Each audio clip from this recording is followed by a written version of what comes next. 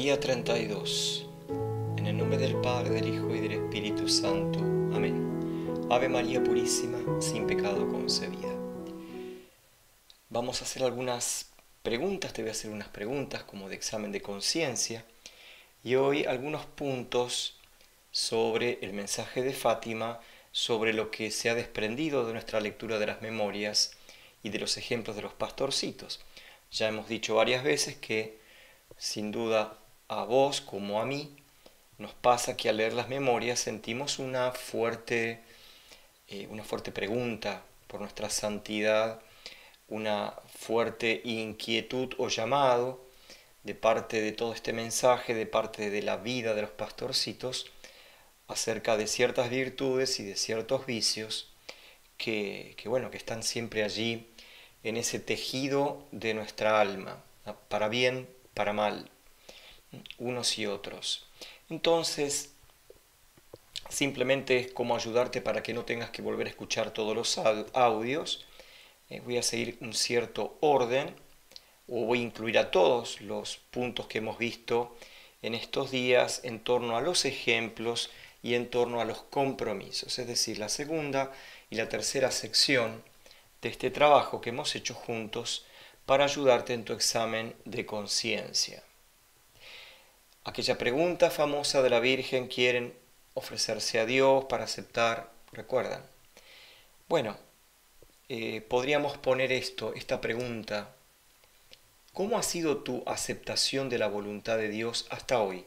Pongamos hasta la consagración. Y eso se chequea, eso se verifica con las reacciones. Si hemos, por ejemplo, abandonado la oración después de un profundo disgusto, de una gran contrariedad, de una mala noticia, de la muerte de alguien. ¿Cómo he aceptado la voluntad de Dios?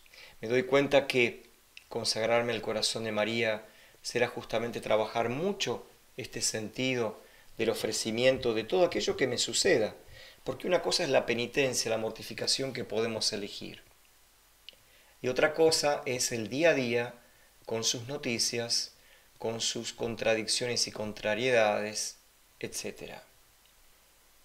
¿Cómo he aceptado la voluntad de Dios en mi vida? ¿Cómo han sido mis reacciones? ¿Cómo ha estado mi corazón? ¿Qué he pensado de Dios? ¿Qué he hablado de Dios o de mi suerte, entre comillas, con los demás? Mi oración. ¿Cómo ha sido mi oración hasta el día de hoy? Hasta el momento de mi consagración. Me he dado cuenta de que necesito tener un momento diario, absolutamente. Esto se desprende no de ningún manual o de espiritualidad de tal santo, sino de la razón básica. Te pregunto, ¿algún día que vives con tu hijo o con tu madre o con tu marido, hay algún día en que cruzándose por la casa no se saluden, no se digan buen día, no tengan un diálogo, no se pidan cosas, no expliquen cosas? ¿Cómo puede ser que yo pase días sin tener esa parada, ese espacio, ese silencio? Está muy bien que tengamos la costumbre de, a la noche, yo, Padre, rezo un Padre Nuestro, una Ave María y un Gloria. Muy bien, sigamos adelante. ¿Y es un verdadero parar ese Padre Nuestro, Ave María y Gloria, o es una cosa tan mecánica que parece que estamos tratando de terminarlo lo antes posible para deshacernos de esa costumbre, deshacernos rápidamente de esa costumbre que tenemos, ¿no? O sea, hacerla pronto? Pensemos esto, pidamos en la confesión la gracia de ser almas de oración. Los pastorcitos ya tenían su oración en los sacramentos, la misa, el rosario en familia, novenas, etc. Pero a partir de las apariciones, esa necesidad de la oración, que es punto fundamental del mensaje de Fátima. ¿Cuántas veces decimos Fátima, oración y penitencia? ¿Hemos respetado lo sagrado? ¿Tengo esa conciencia de la seriedad de un lugar sagrado o he hablado? Hablo dentro de la iglesia. En esto, Jacinta, algo hemos visto, de sus frases a la Madre Godiño antes de morir, muy poquito antes de morir, diga a todos que tienen que comportarse en el lugar sagrado, que no hay que hablar en la iglesia. También para que meditemos, vamos a recibir una gracia con el mensaje de Fátima, irás releyendo a lo largo de tu vida estas hermosas 4 memorias y de esa aparición del ángel, por ejemplo, de las 3 apariciones del ángel, se desprende ese espíritu sobrenatural, esa grandeza de Dios que copó, que llenó, que inundó el alma de los pastorcitos y las transformó en ese sentido de respeto, de la seriedad frente a la grandeza de Dios. La renuncia, por lo tanto, también a ese mundo charlero, a ese mundo de pasatiempos, a ese mundo de gastar plata, de comprar, vender. No me refiero a que tengas un negocio, ¿no? Sino hablábamos de esa manía, ¿no? Esa falta de modestia también en la necesidad de cosas superfluas. Todo esto habría que revisarlo en la confesión. Me he burlado del infierno. Tengo tal vez esa mentalidad un poco moderna de que no es conveniente mucho hablar de esto. Ni del cielo tampoco hablamos, porque cuando no hablamos del infierno tampoco hablamos del cielo, o viceversa. Cuando no valoramos lo que Dios nos ha prometido para toda la eternidad, no valoramos la posibilidad de perderlo. ¿Sí? Sé que existe el purgatorio. ¿Tengo en mi catequesis la noción de lo que es el purgatorio? ¿Me he dado cuenta alguna vez de la importancia de las indulgencias? En este año de San José, por ejemplo, tenemos una vez más, aquí en Argentina el año pasado, o en este año que termina, tuvimos un año mariano por la Virgen del Valle y cada día podíamos ganar una indulgencia. Los sacerdotes predicamos estas cosas, el tesoro de ese perdón que se encierra en indulgencia,